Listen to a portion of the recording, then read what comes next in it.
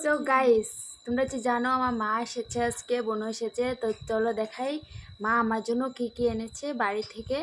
চলো তোমাদেরকে দেখাই বোনু কি নিয়ে এসেছে। এই যে দেখো, এই যে গাছের বটবডি নিয়ে এসেছে আমার জন্য। তো এই যে এটা কি গাইস, এটা হলো মোচা। এটা মোচা নিয়ে এসেছে আমার জন্য। তো গাইস, সব কিছু কিন্তু আমাদের বাড়িরই, আমাদের গাছের। তো এই যে এটা নিয়ে এসেছে, এটা তোমরা কি চিনো নাকি? কে কে চিনো বলবে কমেন্টে। এটা হলো ঢেকিয়া শাক বলি আমরা। এই যে, আর এই যে এটা কি, তোমরা এটাকে কি চিনতে পারছো? এটা হলো, আমরা বলি এটা খারমন কচুর পাতা।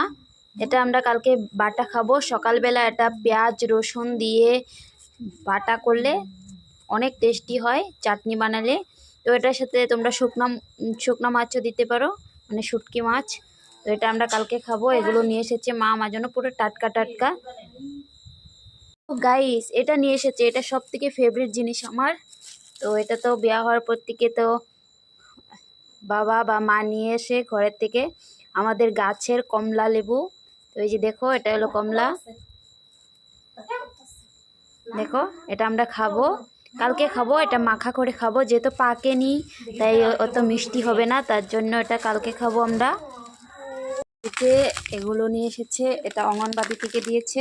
এই যে এগুলো, এটা খাবো এখন দুধ দিয়ে বানিয়ে আমি। এটা খেলে অনেক শক্তি হবে, তার জন্য মাকে বললাম এটা নিয়ে আসতে। সো গাইস, তো আমাদের গ্রামের টাটকা টাটকা জিনিস খাবো এখন। অনেক দিন পরে খাবো। তো আমাদের গ্রামের টাটকা টাটকা জিনিস তোমাদের কেমন লাগলো বলবে। তো আমরা এগুলো খাবো।